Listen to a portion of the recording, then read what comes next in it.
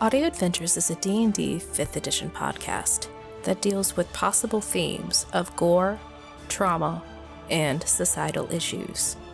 Specific trigger warnings can be found in the description. Listener discretion is advised. Last time on Audio Adventures. Goliath men sort of try to have really deep voices. You all say your goodbyes.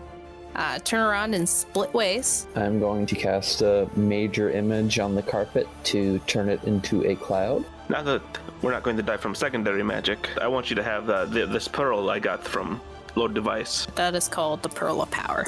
I know I'm very new to this group and I don't want to overstep, but I noticed that a lot of what we've done has been what Cjbeards wants to do.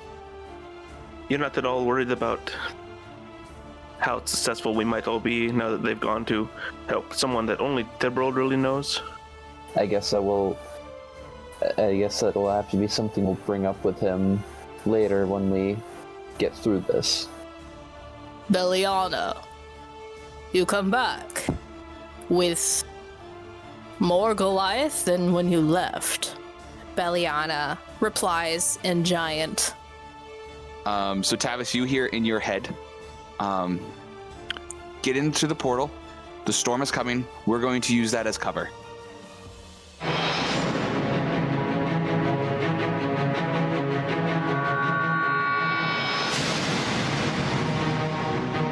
Hello and welcome to Audio Adventures. This is a D&D 5th edition podcast that is made by friends, with friends, and for friends. And if you clicked on us, buckle up. It's going to be a crazy magic carpet ride for you and me.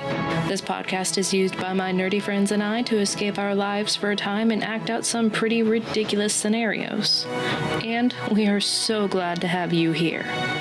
A couple things before we start. Our group loves the rule of cool, so I'm sure we will get rules wrong. So if we do, please feel free to tell us in a kind fashion down in the comments. Also, if you want to contribute to the fantastical world of Seblos where this campaign takes place, please make a comment and you may be seeing that kobold cleric in the very near future, along with your name in the show as well. Now, please grab a seat and some popcorn, and let's meet our Wandering Vanguard.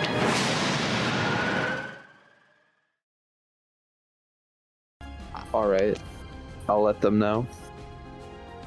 Where are you both right now? We are inside. Wait, no, I can't say that. Can't respond. Can't reply. I don't have enough focus points to let you know. Dang it. Alright, I'm just gonna take the silence as he can't answer. Yep.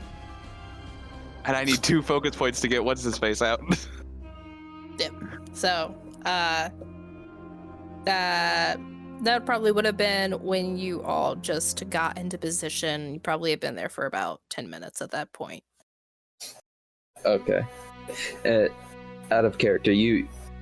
just to clarify, you meant, like, go into the portal, right? Yeah, go in. Okay. Commence plan Delta Alpha. Alright. I'm gonna turn to the rest of the group. Well, Cjbeards and Ileana are, and Ekman are busy right now, but he told me to go in. He told us to go into the portal, and to have you, Valentine, out of character. What's her husband's name again? Koros? Okay.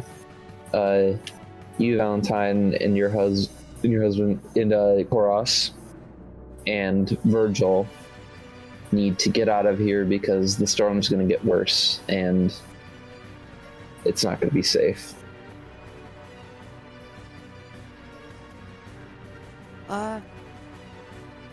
Alright. It seems that we all will be parting ways for a bit.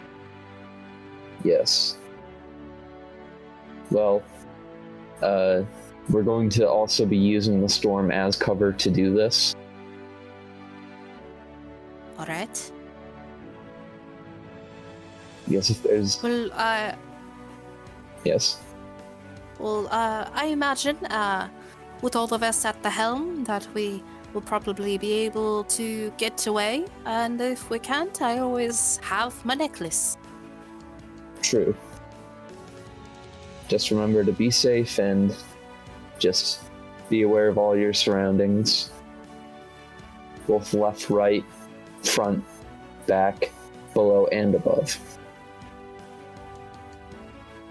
I thank you for that. I thank all of you for that. And she looks at each and every one of you, Tavis and Redguest and Tumendix. I hope that all of you will find what you're looking for, and that this trip will be swift and fast, and the winds will carry you where they need you to go. And you the same. Thank you all. And she kind of like crawls over to you, Tavis, and hugs you, a matronly, sort of motherly hug. Aww. When she looks over at you, Redguest, and she crawls closer and opens her arms to do the same. I'll hug back. And she'll pat you. Very similar motherly touch, kind of makes you jump back to the dream that you had just that morning. Of a familiar womanly voice. And she looks over at all of you. Well, as much as it pains me to do this, why don't we get the show on the road? Alright. Alright, someone need to cast Featherfall on us? And Tomb nods and raises his arms, traces the sort of the needed components, and he lights up and Nyx, Tomb, Redguest, Tavis, all four of you light up, and you assume that Featherfall has been casted. And I jump. Alright. I let Nyx and Tomb jump before I do. Alright, can you roll a perception check, Tavis? Sure. Okay, that would be 19. Alright, you can see that just before Tomb jumps off, you see a little mop of brown hair peek up and over his shoulder, clinging onto his back. Oh, fuck.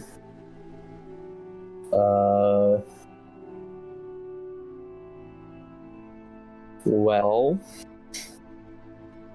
And as you're thinking about what to do,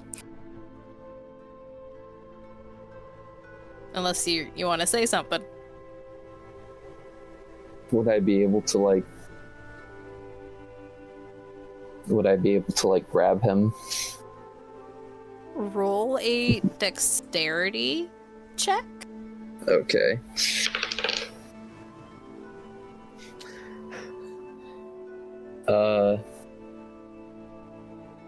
That is an unnatural 20. Alright. So, can you now make a strength saving throw? Because Tomb does not know what's happening and is going. That is a... That's a 14. Alright, so you...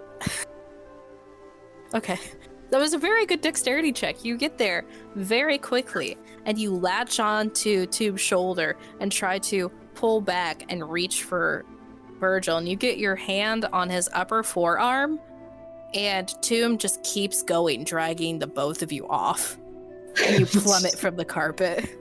No.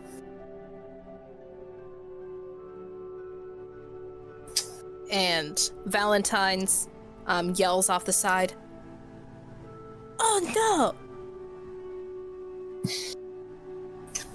And all of you are plummeting off the side of the carpet, leaving Valentine and Koros alone.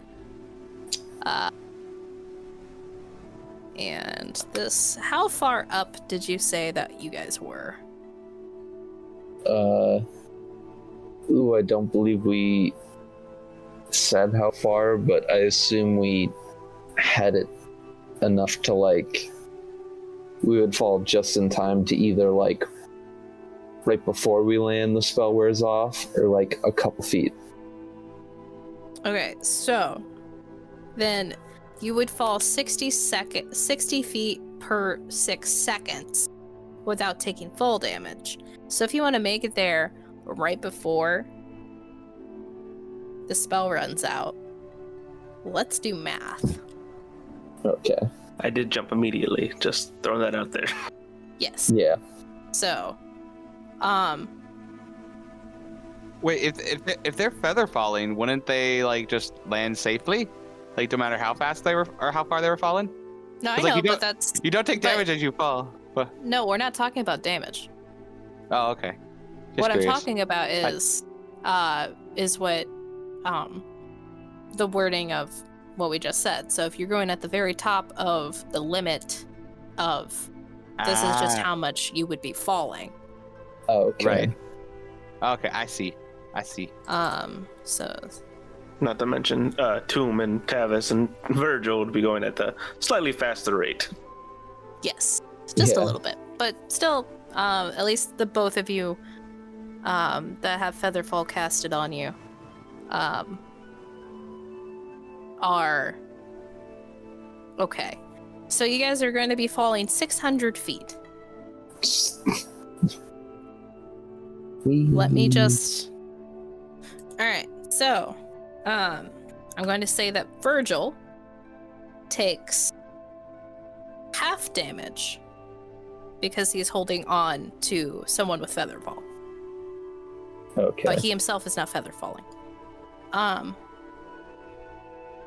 So all of you, Red guess you don't notice this because you immediately just freaking soldier dive off of the carpet, heading for the portal. And Tomb and Tavis, all of you and Virgil are plummeting, not deadly fast, but you're plummeting pretty fast to the portal exit. Could all of you give me dexterity checks to see if you can make it into the hole?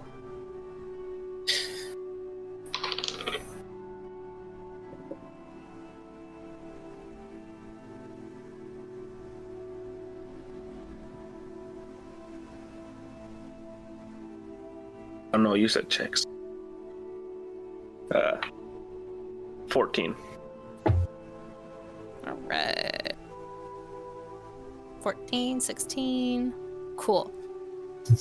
So you see, you're getting closer and closer, and the storm is getting further and further in. And as you descend, the lightning and everything seems to be drawing their attention to the more western part of the mountain instead of the northern face, which they're facing. And all of you, except for Red Guest, are able to just glide into the portal. Red Guest, you land right in front of it. Roll. And see if they notice. One of them does notice, and he starts to say something, but if you give me a dexterity saving throw, we can see if you just get out of there.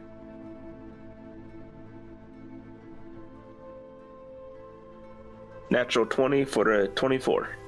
All right, so actually,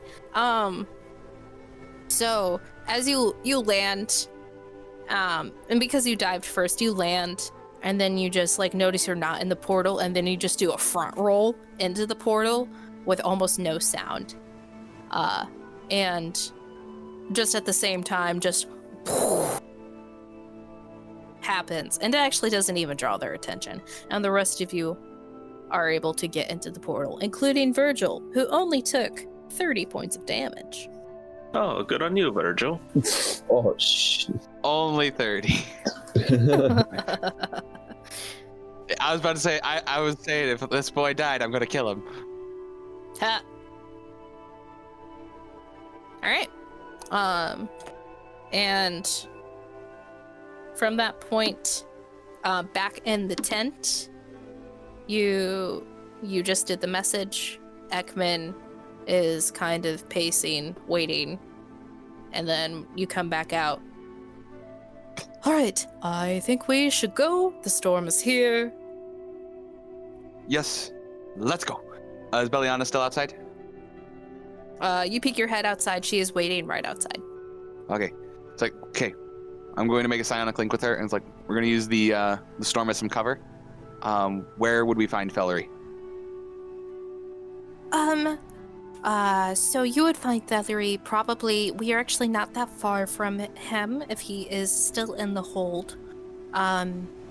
So if you just keep going up the mountain and off to the side,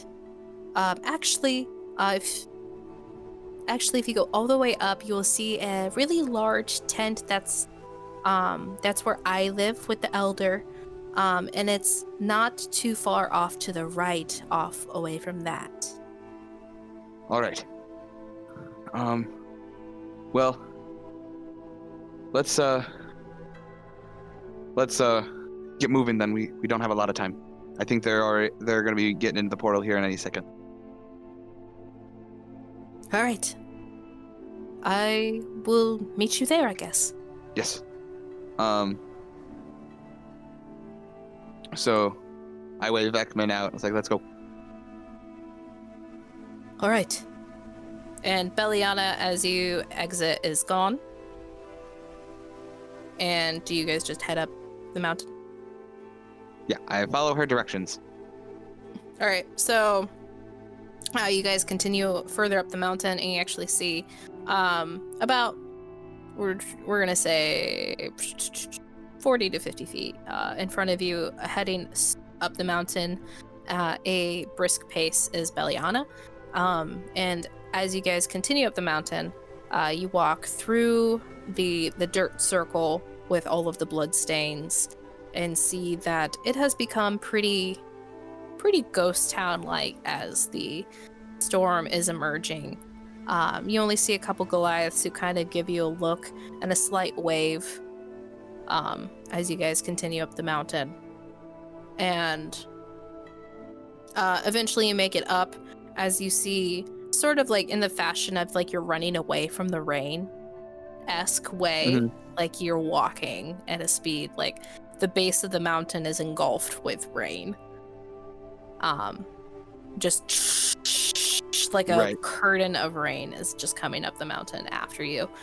But you make it all the way up and you look off to the right. And a little ways off of the path is just a large sort of like wooden fence that she had described before. Okay. With a Goliath stationed outside the door. Outside the door? Mm-hmm. I'm going to run past the front door and see, like, turn down, like, what the equivalent of an alley would be and see if there's, like, a side entrance or something. See if there's other Goliaths around. All right. So you run up to and past the Goliath at the front door. Like, yeah, the one at the front. Yeah, at the front door. Okay. So you do that, and you hear him start to yell after you in Giant. Like, oh, hey. Do you stop? What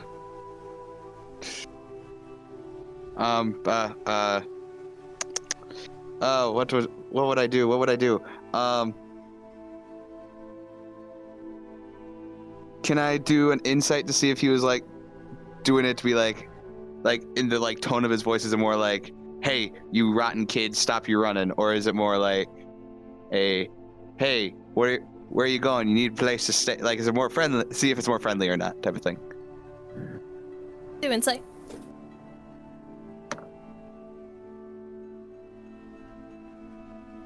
$19.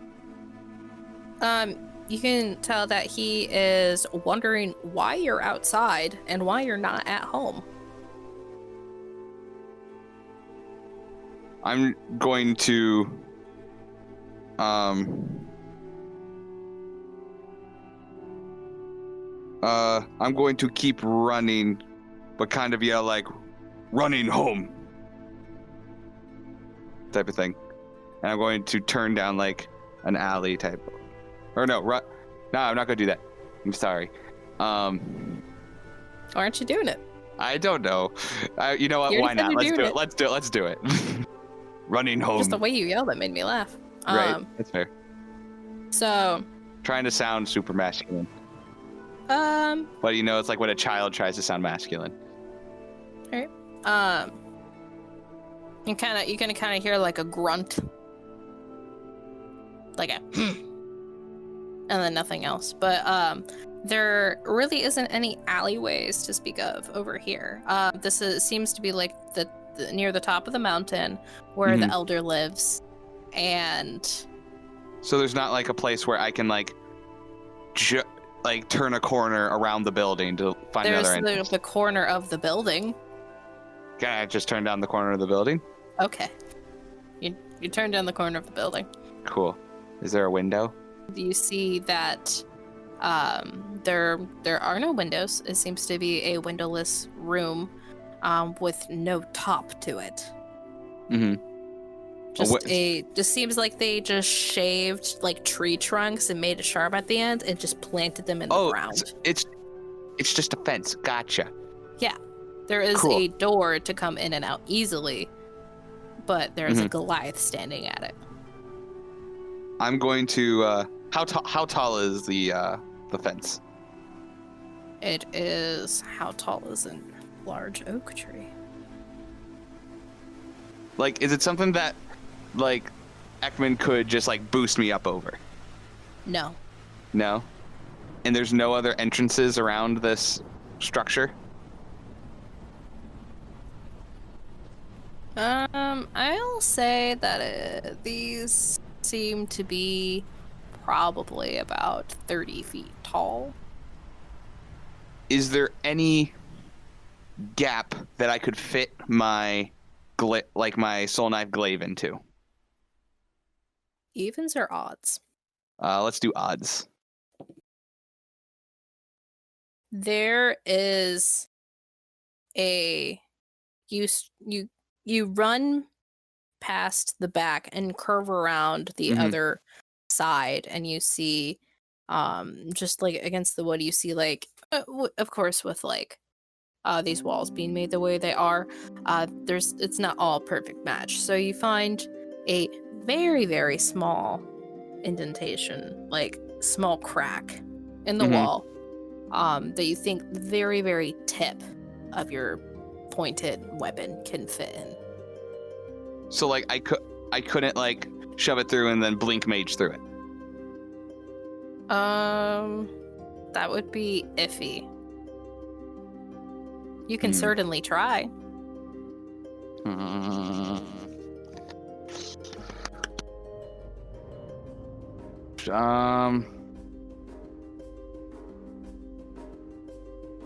I'm going to.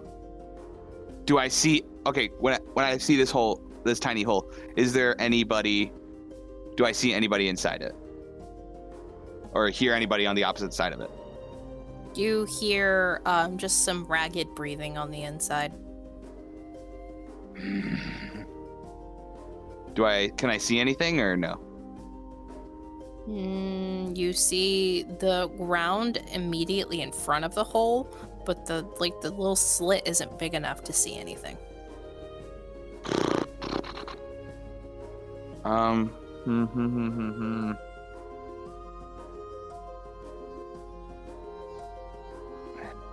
Timber's gonna try it. He's gonna try shoving that glaive through there enough to blink mage through it. All right, make a weapon attack. Weapon attack? This has been the one that's been good to me. Actually, no, it's been this one.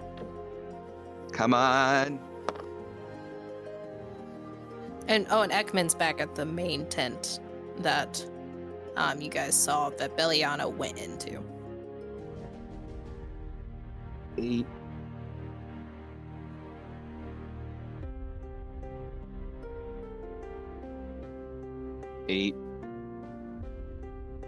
With an 8, you rear back with this spectral glaive of yours, and you dab it, and it just kind of bounces off, and you miss the slit.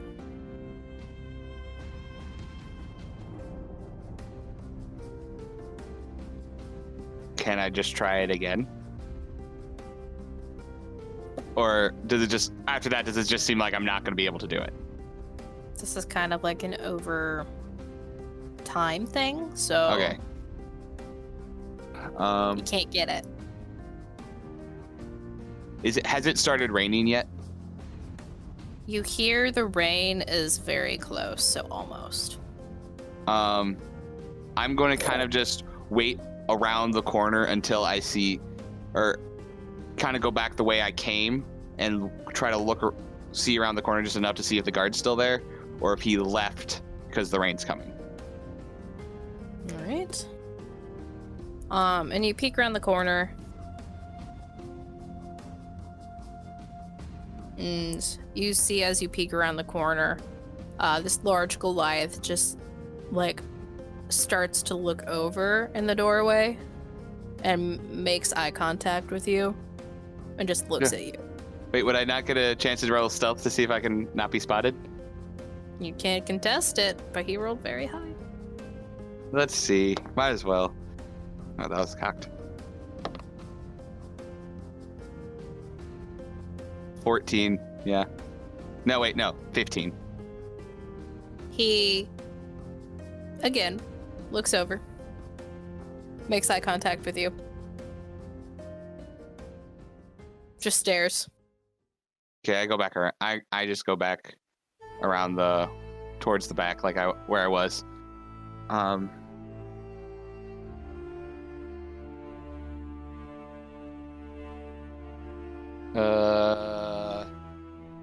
on. This is where I wish I had +5 intelligence.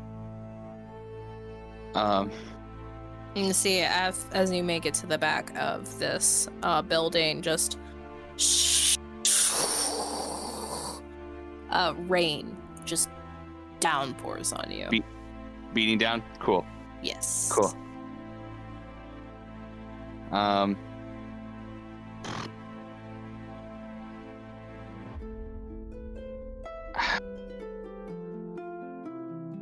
guess I'm just going to try to get back to Ekman and Beliana as best I can without getting spotted, type of thing. All right. Just kind of booking it back. Well, not really not wanting to be spotted, just running back. Running to them.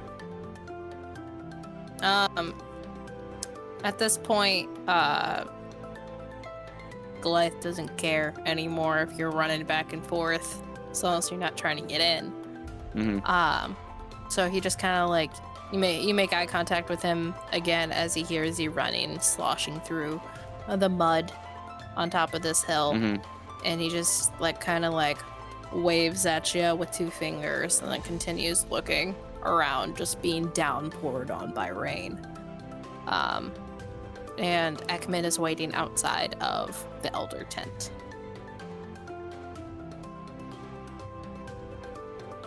As soon as I see him, it's I couldn't find a way in. I'm stumped. Oh. Why don't we could start a fire? With this much rain? The inside of a tent. Something. I don't know. We could dig under the wood Well, We could kill the guard. let's not kill anybody. We don't want to start a fight.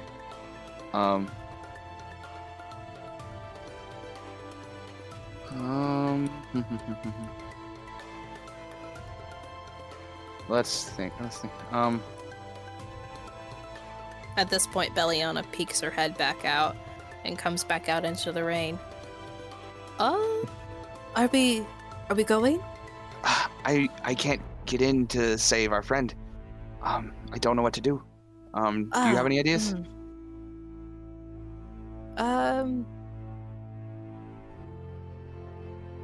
I don't really.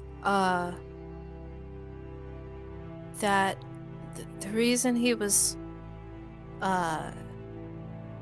if we say let him out, then they'll question me why I'm saying that. Maybe kill him faster. If we leave him here, he will probably be killed within the next couple days.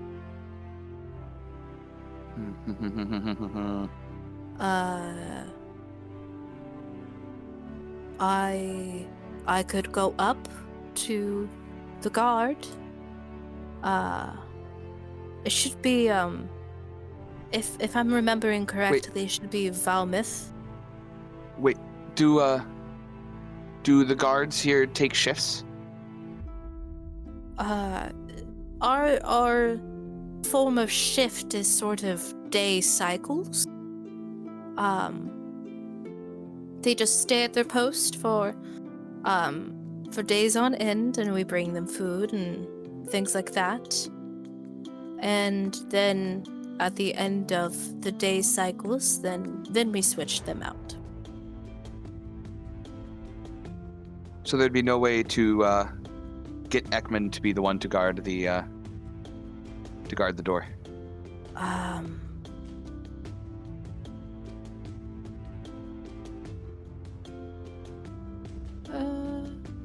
We might be able to truck Valmouth. Yeah. Do you think you could convince him? Because he's already seen me. Possibly. It's a day early, but he might welcome it after this rain. So wait here. I'll be right back. She starts walking off. All right. Ekman, you're gonna be. If this works. Yes. If this works, I need you to stand guard at the front door. Act like you're working. And then I'm gonna go in and try to break Valerie out. I mean, all right. I mean, I guess I do look a little more muscular in this form, so I suppose that would probably work. Well, you could just do what that guy did. Just look menacing while standing in front of the door. Make sure nobody else comes in. He kind of puffs his chest out a bit and puts his arms on both of his hips and then raises one of his eyebrows. How about this? And he looks around. Tibro's like, maybe a little less, just stand arms crossed, maybe. Maybe that'll work. Fine.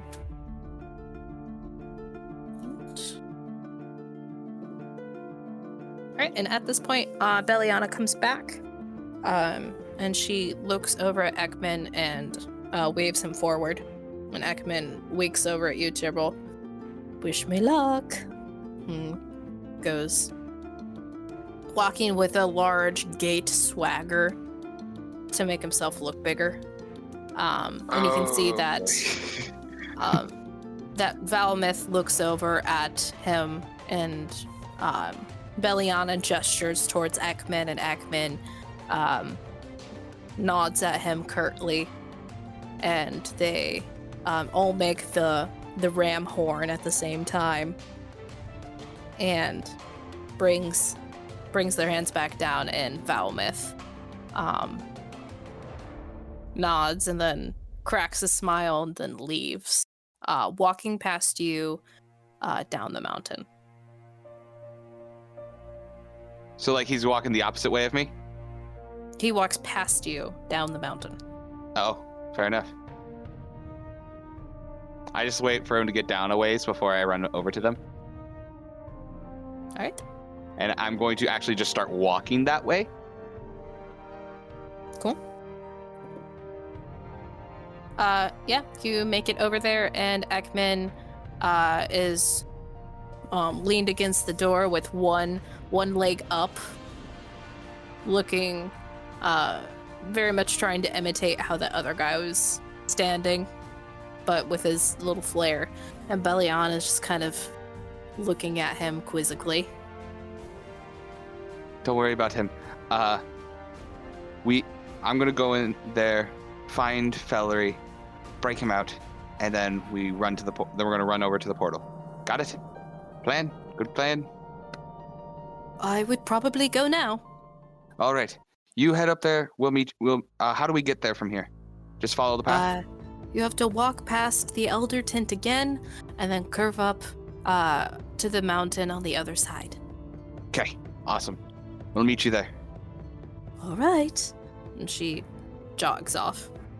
All right. I'm going to open the whatever door there is stealthily. It's a pretty shoddy door. It looks to be just a slight physical deterrent, as the actual physical deterrent is on the outside of the door. That's fair.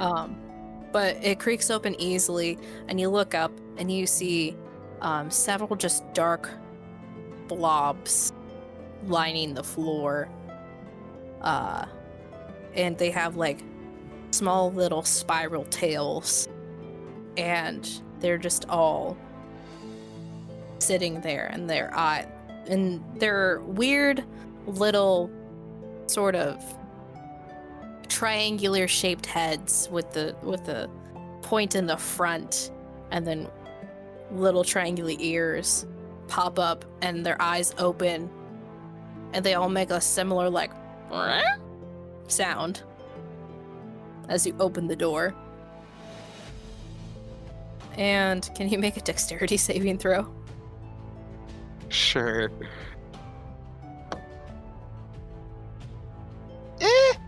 19. All right. You duck out of the way as just a flood of black, like gooish looking creatures just erupt from the door, flying their fastest that they can, leaving several just piles of oil coating the floor. And in the back corner where you were trying to stick your glaive in, you see a very old man with ribs just showing very badly, just curled up in a ball in the back corner. I'm going to run over to him, tap him on the face. Fellery! Ugh. I know it doesn't look like me. It's Tibril. The one you showed that plant thing to? You sent the letter to? He looks up, and then his eyes narrow. So, y'all can control your voices like that now, or hey, just don't torture me with people that I know. How do you even know this person? Because it's actually me. I promise you. You showed me that, and I explained to him that in basically a short burst of that plant, that spell that lets me fuse two seeds together to make a new flower. But with like very like specific details. Since I'm doing, would you allow me to do this with intelligence? Since I'm trying to explain to him scientifically the thing, or would you still want me to roll charisma? You still have to be charismatic enough for him to believe you. Frick. Okay. Well, I rolled well enough. Persuasion. I rolled a 22. He his eyes narrow, and then open wide again as you're giving off a lot more information than he would expect a Goliath to know. and he puts his hand through his, and for all of those listening at home, Thethery Sieg is an old man. Think Doc from Back to the Future-esque, sort of crazy white hair, blue eyes, and just a very gangly, long old man. And he looks up towards you, Tibril, and his eyes widen. Well, let's go, I guess. Yeah. You ready to take a trip to the Feywilds? Oh, yeah, I was going there, so yes, let's just go. Cool. Pick him up. I was like, well, is he able to walk? You see him get up. He is a little shaky, but it seems like he's making an effort. I'm going to stick my arm around, basically I'm going to do that thing where when somebody's like struggling to walk, I'm going to hook their arm around me and kind of help hold them up while moving, so we can move a little faster. Oh, all right, thanks, kid. Let's go. And let's go. As you come out of the building, you see, Ekman comes around the corner and Thethery is like, ha! But Ekman's like, oh, it's fine. I'm another one of his friends. Yeah, he's a friend of mine. And Thethery's like, all right, let's go, friend. And you hear down at the bottom of the mountain, just bells start to ring. We gotta go.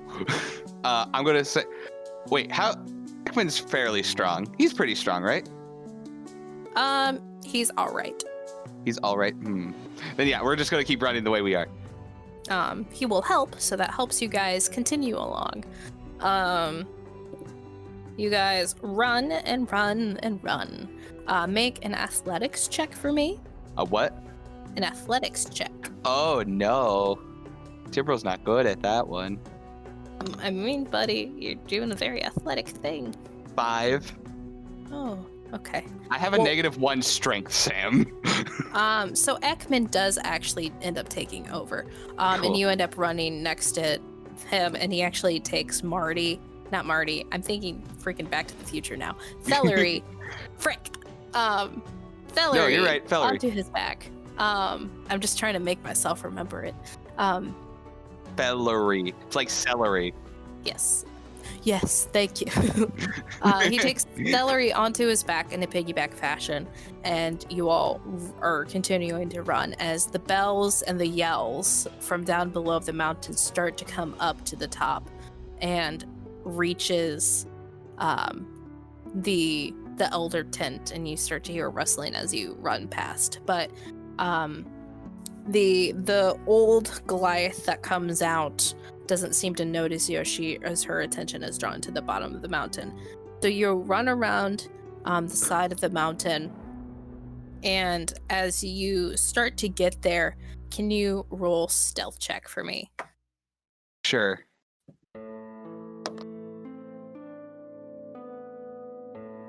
Wait. I have abilities. I have 2 more focus points I could spend.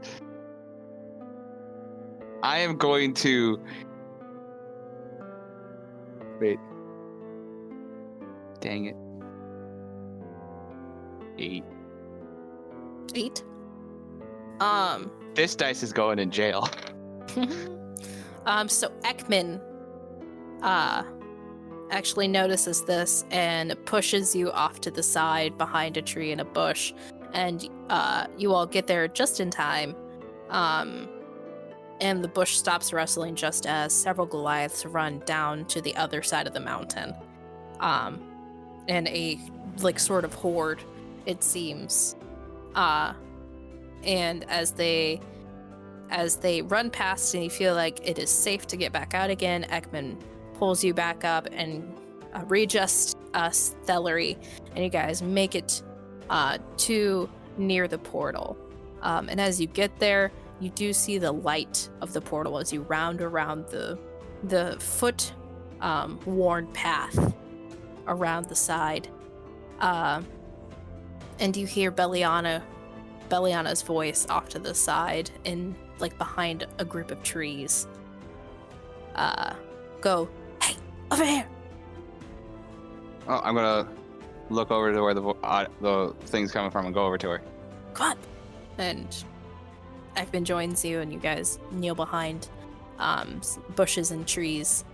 And she points through the bush. And you see the portal is standing with two very large ovular shaped stones on either side of it. And there are now just two Goliath guards there. Seemingly the others were drawn away from the other escaped little tiny fiends that were let out. Question, how far away are we from the portal? You are probably about, we're gonna say 40 feet. 40 feet? Okay. So you let me blink once with one person. Could I theoretically blink with 3 people? 3 extras, or is that too much? Unless you have a lot more focus points, then no. Beliana says, I could maybe divert their attention, but even I'm really not supposed to be back here. I'm not a part of any of the guard situations. Mm-hmm.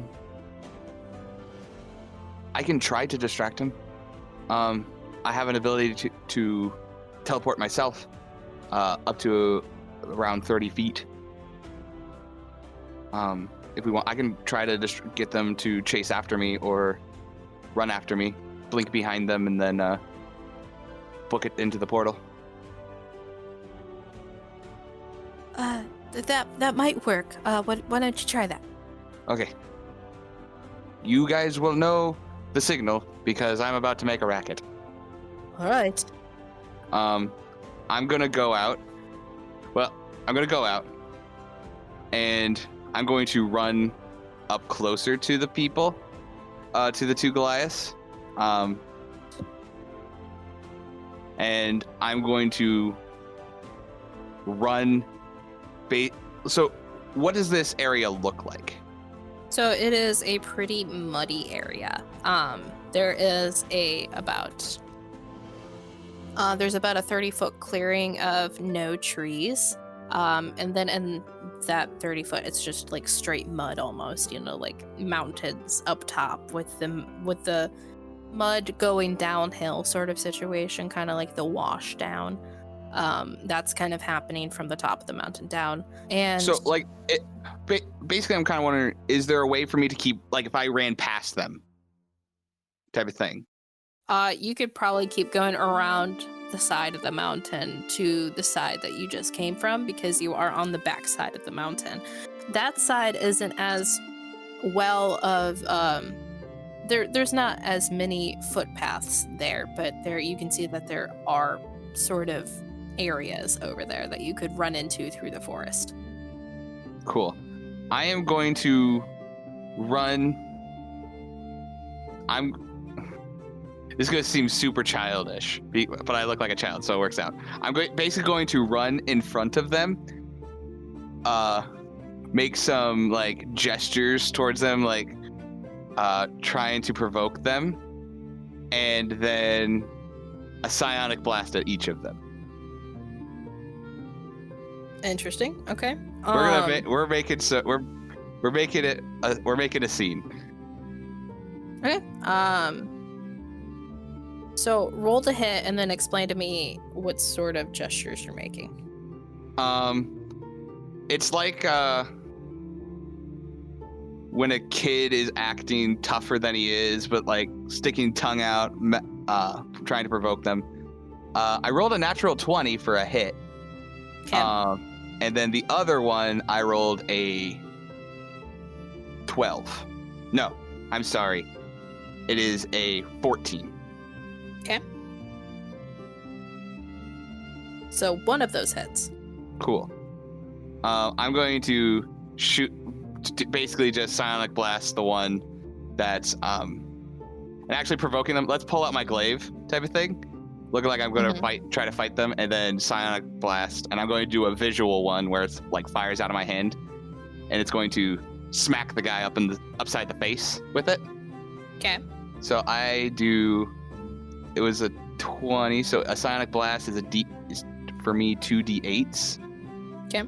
And then just like let me double check this. Full damage, then roll. So everyone listening at home, if you roll a natural 20 on a melee, we do full damage that you could possibly do, and then you re-roll your die. Where's my other d8? There it is. So full damage. So it's 16. Okay. 16 plus.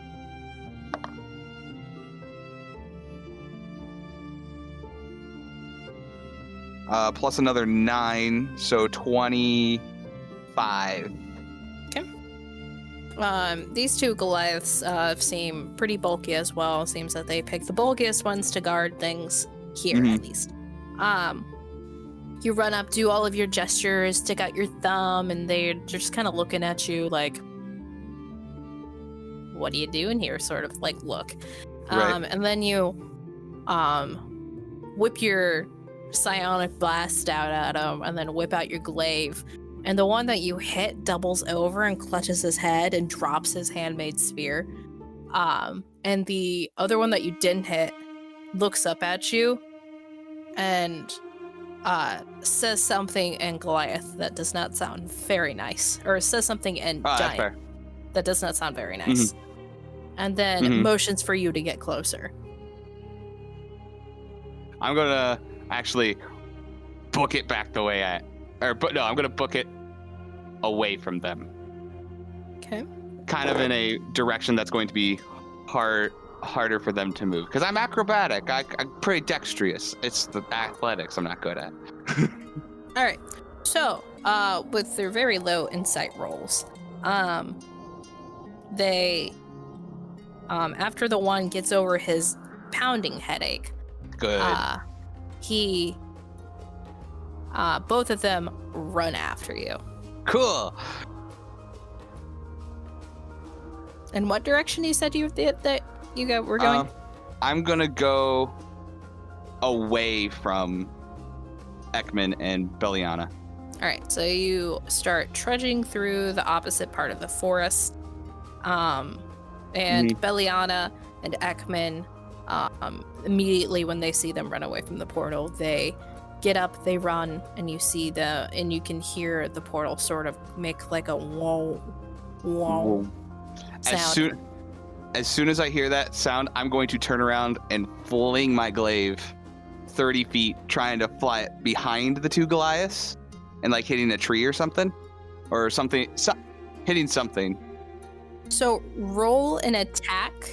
Okay. This is the one that's been better to me. Come on.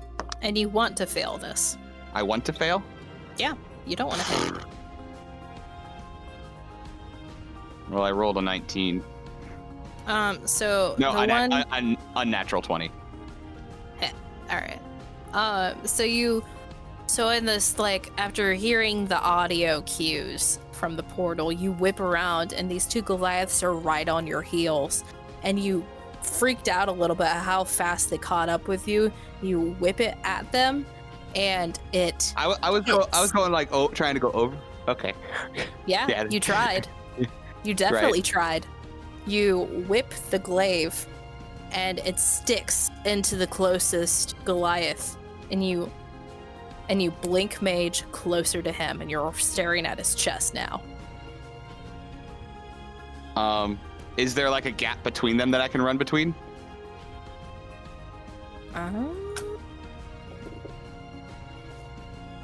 There is a very small one, but before you are able to leave, make a strength check. This is going to be contesting because he's going to try to restrain you. 13. All right, so this big Goliath, after like the glade's sticking into his chest, which give me the damage on that, by the way. Oh, that is right. D8. 7. Yeah, so 7. 7. Cool. So dealing 7 points of damage. This large Goliath just big meaty arms wraps around your tiny frame, and you cannot move. You are restrained. Okay. And he picks you up, saying very harsh words that you can pretty much only assume they're harsh at you, and starts carrying you back in the direction of the portal. Cool. Can I try at least to get enough movement where I can get my arm to a point where I can flick my wrist with the glaive to get one more blink? Try to blink out of his arm. Make a check for me. What kind of check? We're gonna do sleight of hand. Sleight of hand? Yeah. Okay. That one's cocked. Ha. Dang it. 10. Oh man. Yeah, you cannot move. He is very he's restraining you pretty hard. And you see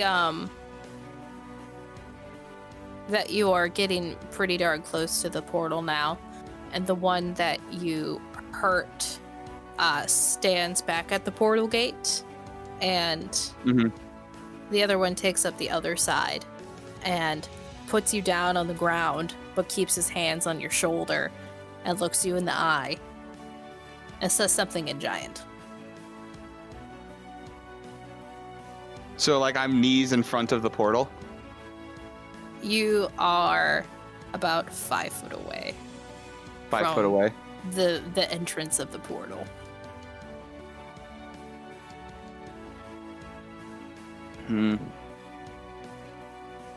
Do I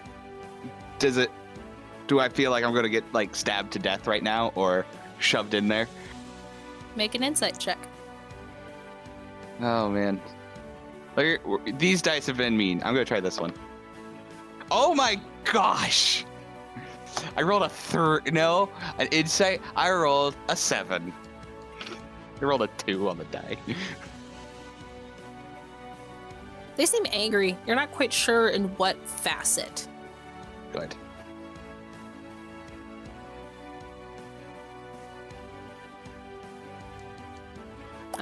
But seeing as you're a little kid, at least to them, actually, if they touch you, they can see. Nope, they wouldn't know.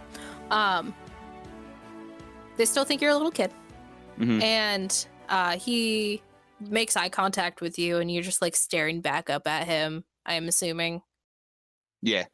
And there's a very tense couple of moments before the Goliath lets out large, hearty laughs, and like like pats you really roughly on the shoulder, and lets you go, but then points back in the direction of the village.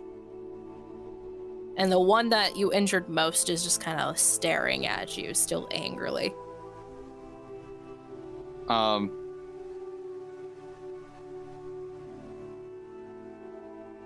So am I still kneeling down, or are they am I standing up at this point?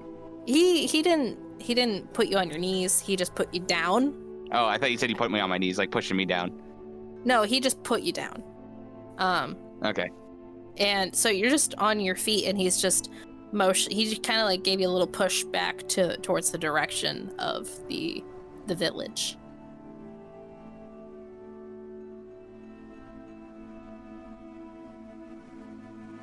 I'm gonna try and get about 30 feet.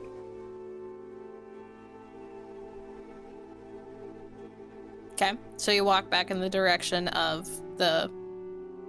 And once I get about 30 feet and I can tell that they're back at their posts, I'm going to attempt one more blink. This is the last blink I have.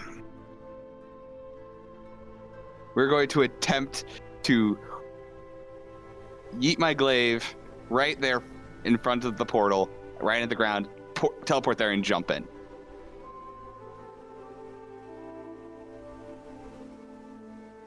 Come on. Come on. Hey, Sam. Hey, how's it going? So with that thing I described, did you hear what I described or no? You're gonna walk about 30 feet, you're gonna look back, you're gonna yeet your glaive to the tip of the thingy and try to get in. Yeah, where I have good distance between both of them so I have time to jump in. Okay. I rolled a 27. You, as you walk, continue to walk to, down, like, a worn path. You, like, kind of turn around, and the Goliaths are not looking at you anymore. You whip around, you yeet your glaive, and you blink mage right in between them. And what is your passive perception? My passive perception? Yes. 15. No. Okay. 15, yeah. You look down right before you continue to go through, and you see Thelery's signet ring. Can I grab it while I kind of like fall into the portal? Yeah. You scoop it up as you tumble into the portal. The voice is just saying, "Huh, huh." And you have made it into the portal. And all of you have felt this similar sensation of walking through this portal. And it's not like the other portal that shoomped you over to Estriestion, but rather this one feels like wind is blowing through your hair. But it feels also like a moving sidewalk that's moving you too fast. So it feels sort of like the front of your face is going faster than the back of your body situation, and you feel a little dizzy. So Red Guest, Tavis, Nyx, and Tomb all got there first with Virgil. And you all step out, those who made it first at least, and you're just met with a copious amount of sound and just people, and you look around and it looks like a very large metropolitan city that you just stepped out into. And you look back, and there's a statue of an elven man that you just walked out of the base of. And it seems like you're in a sort of nature part of this metropolitan city, but you can see floating buildings off in the distance that are made out of purple stone, and people flying on magic carpets out of the wazoo, and people just flying in general. People walking past you as you enter into this city, not even flinching that you just appeared out of nowhere, talking to people through what looks like to be like emeralds.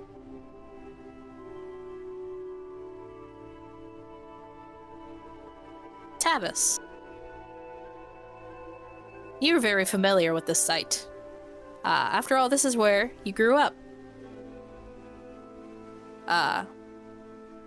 Astrazelia? Astrazelia. Welcome to Astrazelia. Yes. Well, we made it.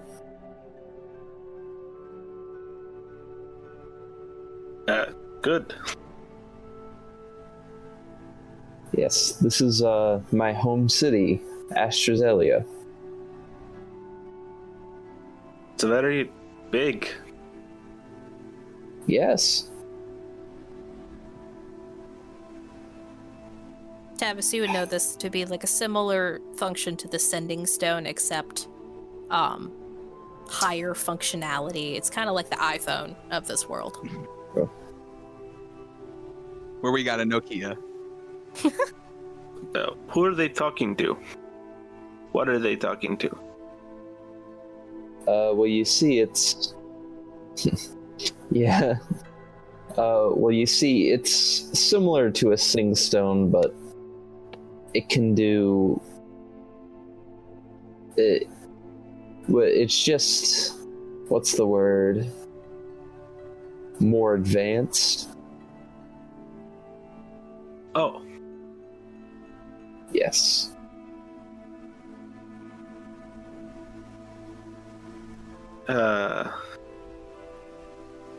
Where do we go now? Should we wait?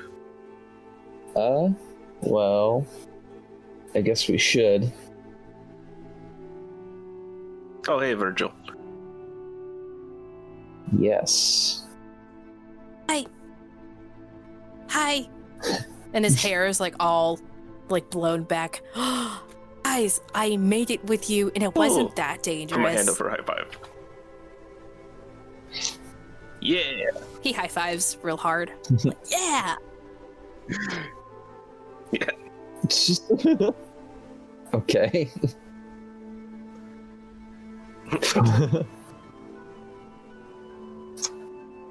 Avis, this is where you grew up? Yes. Whoa.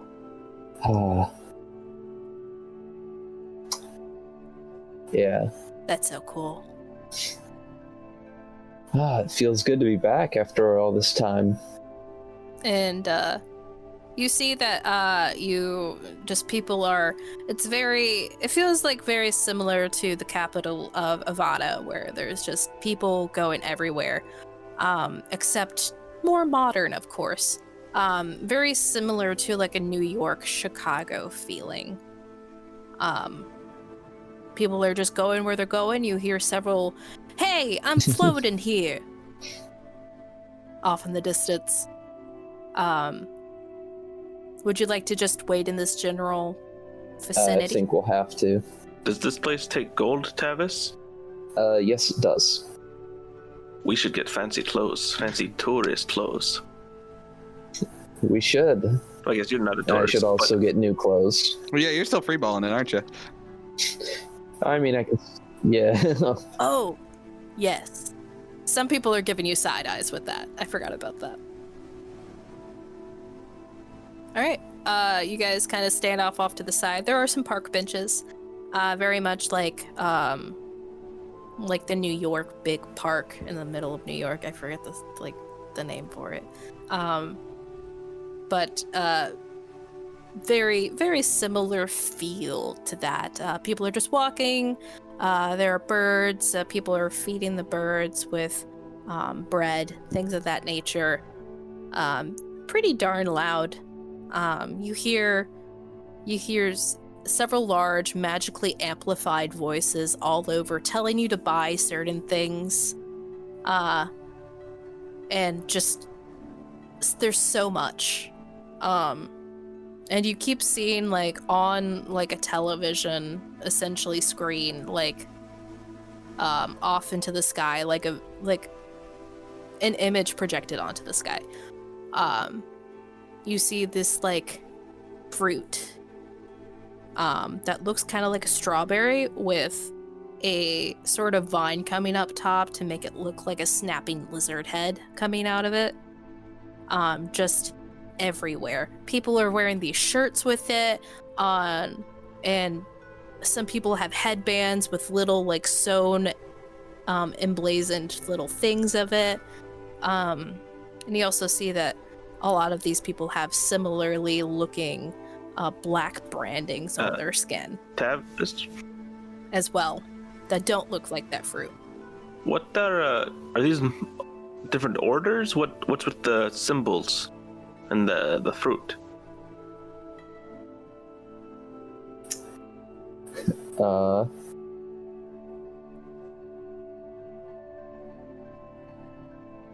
Roll history check, Tavis. Yeah. Trying to find my dice. What I want to eat. Yep, history still 1. 15. Alright. Not bad. Not bad at all. With the 15 and the amount of time that you've been gone, you don't know. Like, the marketing in this city has really moves pretty quickly. So this seems to be a new fad or something, but you're not quite really sure what's happening here. And all of the tattoos on all of these people, like, of the same thing, at least it looks like the same thing from where you guys are standing. That's new as well. Not quite sure what's happening with that.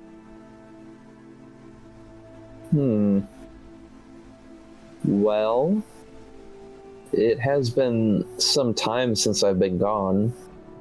I'm actually not quite sure what those mean. Can I do an insight check? Go for it.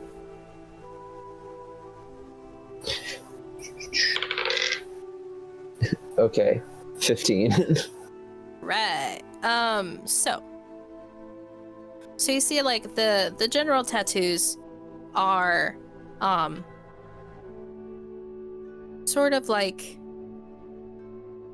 a circle with several, like, wavy lines coming off of it in each direction.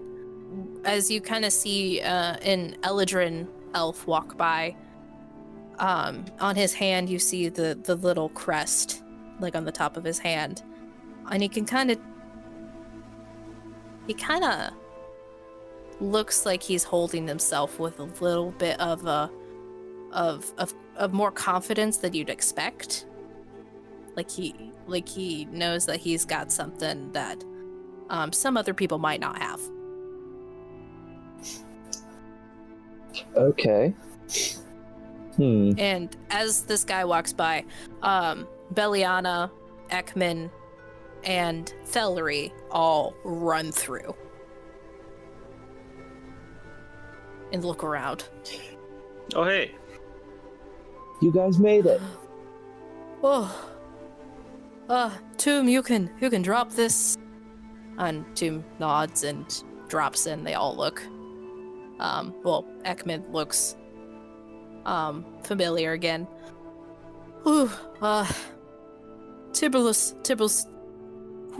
Tybal's trying to come through. We made a bit of a ruckus leaving. Oh, this is a weird place. Yes, this is where I grew up. The city of Astrazelia. Astrazelia. Interesting. Well, it's loud. This will be interesting. And Thaler on the back is kind of waves up at you, Tavis, and then waves at Tomb, and Tomb waves back. He says, "Well, I thank y'all for saving me. It seems that I was about to kick the bucket, to be quite frank."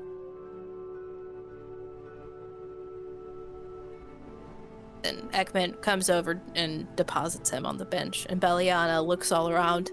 Her eyes are just wider than anything you've ever seen, and Virgil has a very similar look standing next to her, and they're just looking around.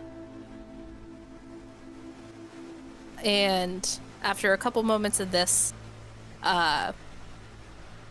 Tybalt runs through, and Tybalt, as you run through, you look up and see the same description, and just the loudness hits your ears, and the people look at you as you are now. It looks to be like you're a part of this large group that is coming through out of this statue. And as you look up at the statue of this elven man, would you care to describe what your father looks like? My dad is a tall wood elf looking man, with long dark hair,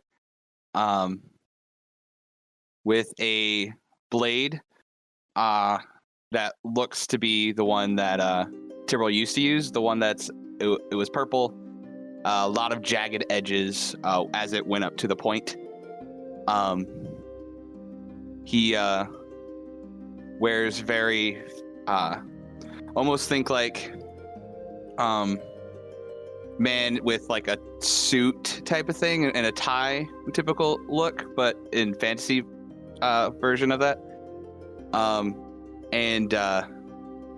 And I'm assuming with this, he's going to be wearing the same cape Tibril is.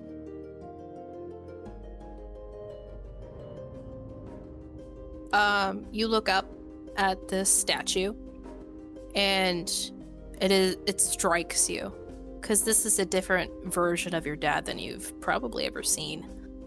Because you look up and he's in a legitimate suit and tie, no cape, and he's holding what looks to be a microphone and holding his hand out to what you can assume would be an audience standing in front of him, and he has just a very large grin that's smug and confident. Well, I guess that answers where he's been all this time. I'm not even like, I'm just looking up at him. Huh. Oh. Well, he's here at least. It seems safe. As all of you arrive at Austrasalia and finally have made it into the Feywild, a thing that you have been trying to do For ever since this podcast started, actually. Yeah. And you see Tibril Darrow's dad in statue form, and all of the marketing and the branding. And Tibril, as you look around and you see a shape on a screen, and it says the Golden Snapdragon everywhere. And it's on t-shirts and armbands. We're gonna leave that for next week. And that was this episode of Audio Adventures. Thank you so much for being here. Please like, comment, and subscribe, and most of all, please share to get out the word so we can share our story with you and keep doing what we're doing. If you have an idea for an NPC, a shop, or even an encounter, please comment down below. You might be seeing any of those in the next session or maybe even the upcoming sessions. Again, thank you so much for being here, and we will see you next week. Please stay safe, everyone, and wear those seatbelts.